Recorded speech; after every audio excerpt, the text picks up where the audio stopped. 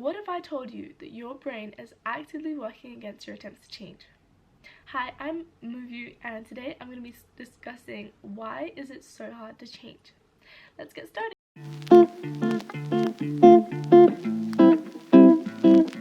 Why is it so hard to change? Our brains don't like change. As a species, we've survived by conserving our energy, as our brains take the easiest option out. In caveman times, between life or death situations, this was really useful, and every bit of energy was needed to make it last, considering that the brain already uses a fair portion of energy. However, in our daily lives, this just means we're lazy. But not really. What you think is being lazy is something that your brain is immensely proud of. I mean, it's worked over generations to achieve this kind of thinking.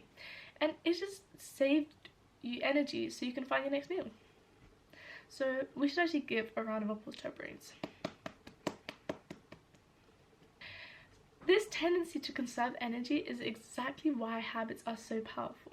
Our brains are always looking for ways to streamline processes, which is how habits are formed. Habits, if you didn't know already, are essentially actions which we don't think about. Perhaps this is when you wake up and go shower, or that when you get home you sit down and switch the TV on. Regardless of the situation, these play out simply as brain shortcuts. Brain shortcuts. When your brain forms habits, it starts off possibly by accident. It may feel tired or stressed and looks for a way out. When it suddenly comes across a suitable situation, so for some people this might be smoking, watching Netflix, or going for a run, it is rewarded by a feeling of relaxation or recharge. The more this process occurs, the more neuron pathways are built, until you get to a point where you don't even have to think about it anymore. It's automatic. As mentioned in Atomic Habits, this is normally a 4-step process. Cue, craving, response, and reward. But habits don't just affect our actions, they're deeply tied to our sense of self. The things we do regularly shape who we believe we are. This is a section out of Atomic Habits, which I think summarizes habits pretty well. Finally, the response delivers a reward. Rewards are the end goal of every habit. The cue is about noticing the reward, the craving is about wanting a reward. The response is about obtaining the reward. We chase rewards because they serve two purposes. 1, they satisfy us, and 2, they teach us. So essentially, it is just our brain's way of getting to the reward easier. Back in the old days, these things were primary rewards, such as food or mates, which would lead to better survival and a higher chance of offspring to pass our genes onto, which is ultimately like the biological principle that undermines everything. However, nowadays, these rewards might be secondary, such as more money or a higher social status, but our primal instincts to find a mate ultimately underline this, as I said before. But habits aren't the only thing influencing our actions. Our identity plays a huge role. Our habits are connected to our values, principles, and perspectives about the world around us and ourselves. Why would we come on time somewhere if I'm always late? You know me, I'm always late.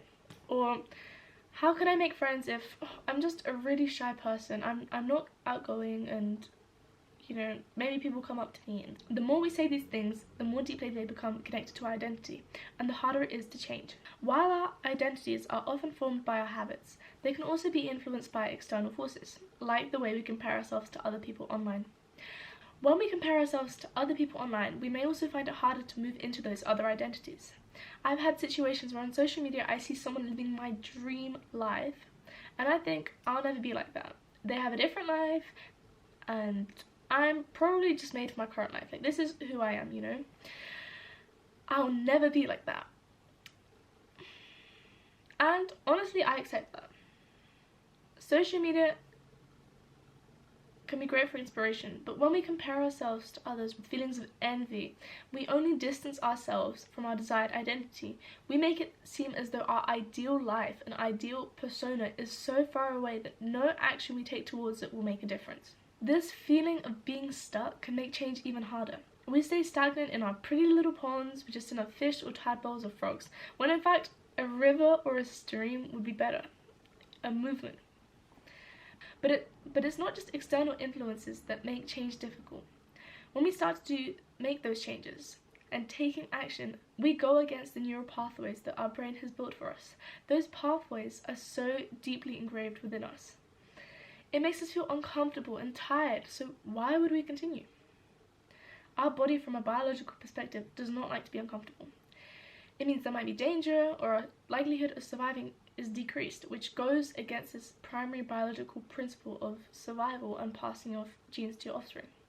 But in a world where it isn't just about life or death, we have to learn to trust these feelings, to be comfortable with the uncomfortable, and to encourage periods of growth. At the core, change feels so difficult because our brains naturally resist the unknown. After all, our current habits, even if they aren't giving us the results that we want, have allowed to survive this far.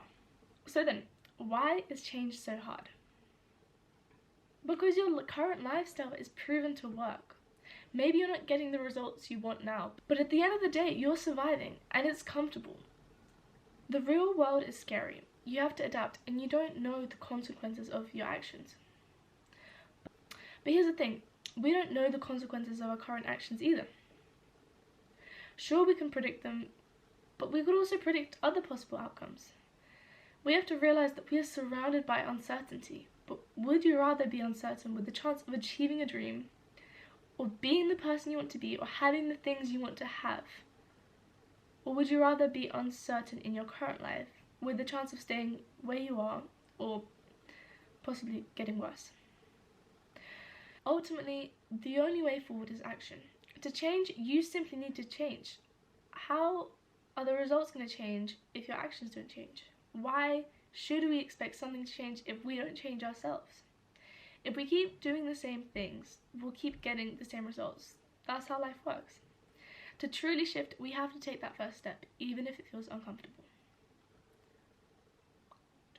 Hi everyone, it's Maria. I hope you guys enjoyed that video, and personally this is also the start of me changing and me trying to achieve my dream lifestyle. So yeah, maybe you found it relatable, so it would be really helpful if you could subscribe, like, comment, and I'll try to answer any comments or like questions, or even suggestions would be really helpful because I'm quite an indecisive person.